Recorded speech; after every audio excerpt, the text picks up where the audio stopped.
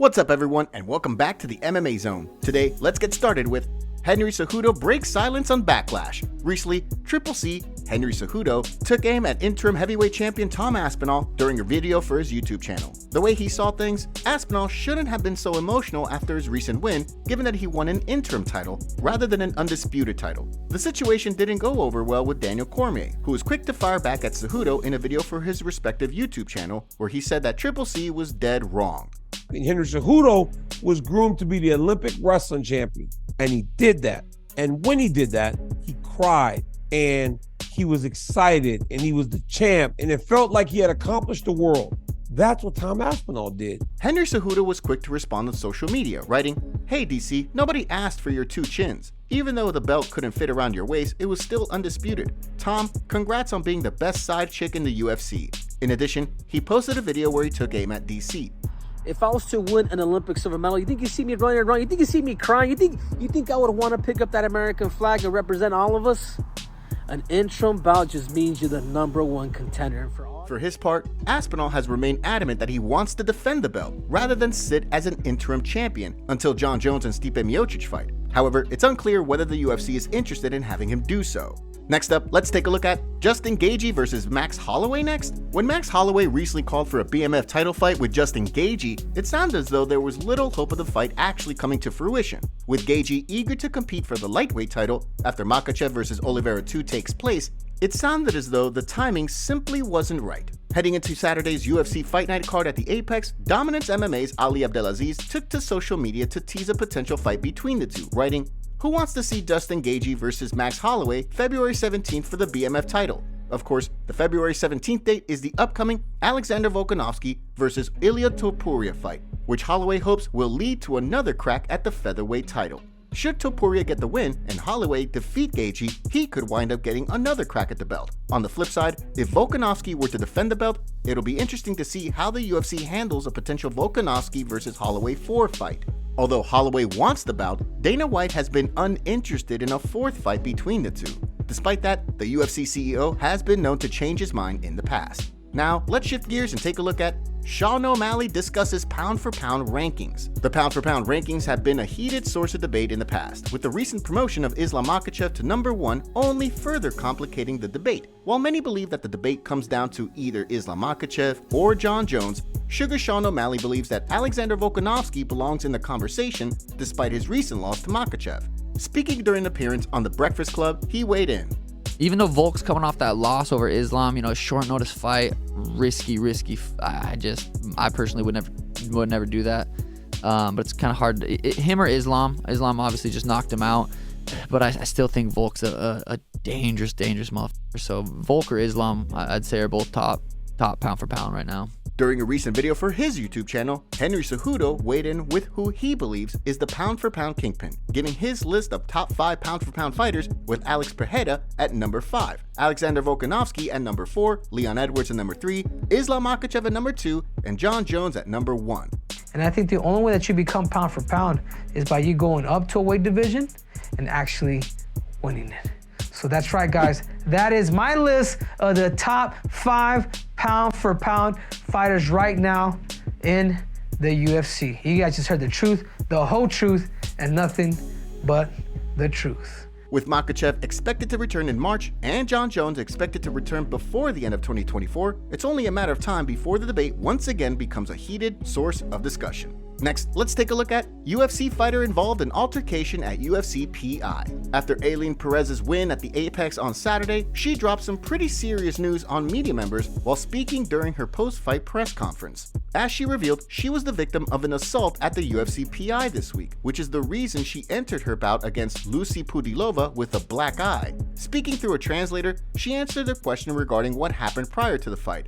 What I did was I stated my opinion online about a fight. I didn't disrespect anyone. I didn't talk bad about anyone.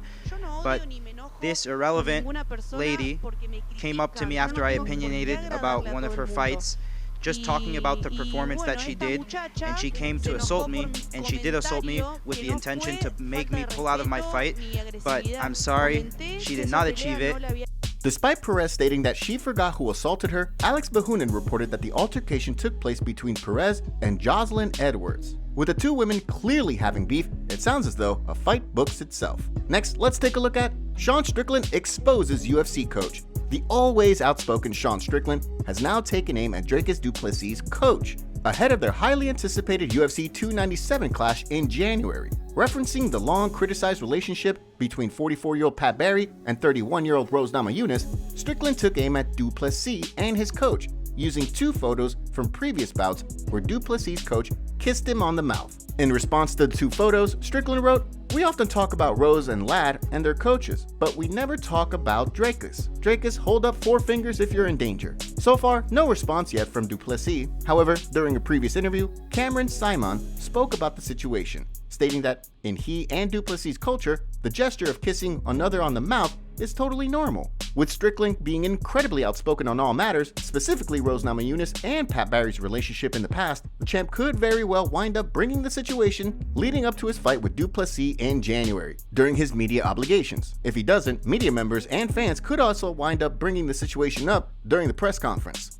Next, let's take a look at huge MMA news dropping this week. After much anticipation, it's been reported by Magic M MMA Bets that the PFL will be announcing their acquisition of Bellator MMA in a press conference on Thursday. So far, there's been no official word from the PFL indicating either way whether the news is in fact true. However, there have been plenty of reports indicating that it was only a matter of time before the deal was formally announced. The news comes on the heels of the highly anticipated Bellator 301 card, which gave fans plenty to talk about prior to the UFC's Ailin vs. Craig card at the Apex. While Bellator's future had remained unclear, if the latest reports are to be believed, we could get some news regarding the promotion's future sooner rather than later. As past reports have indicated, PFL could look to run the two promotions separately for several years before then merging down the line. At the same time, they could acquire the promotion and absorb Bellator immediately, completely shaking up the landscape of the MMA industry. Stay tuned for updates as they become available.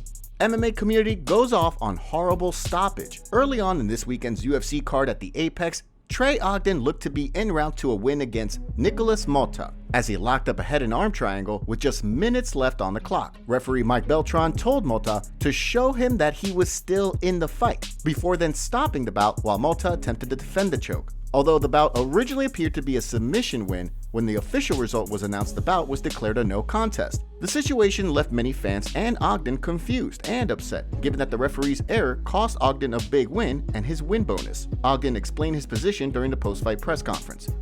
I mean, I'm just trying to keep my composure and be a professional. Life happens. I'm no stranger to adversity, but this one hurts. I mean, records are records, numbers are numbers, but I really hope I get my win first because I deserve it, and I won all 3 rounds and we're 2 minutes left in the fight.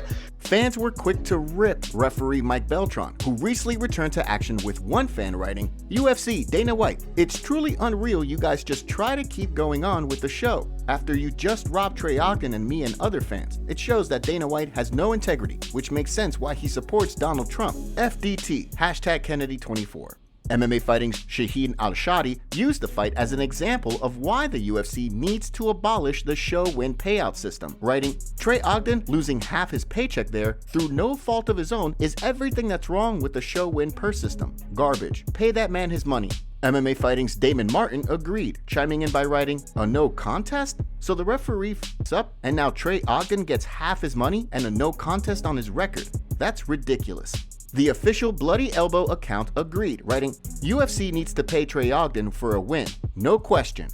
Another fan took things a step further, saying that the UFC should give Ogden a bonus for the headache, writing, "Trey Ogden shouldn't be penalized for the absolutely incompetent ref. Give him the win money, and a few extra K on top as an apology." Another fan reacted to the news using the situation as an example of bad reffing in MMA. "Man, MMA refs are f***ing garbage. Robbed a guy of a legitimate win after dominating because he couldn't tell the arm triangle wasn't in." So far, it has remained unclear whether the UFC will pay Ogden his win money. Make sure to leave a comment and you might get featured in our next video. Thanks for watching. If you enjoyed, make sure to subscribe and turn on notifications to never miss any MMA news. Check out our video from yesterday if you missed it. See you tomorrow.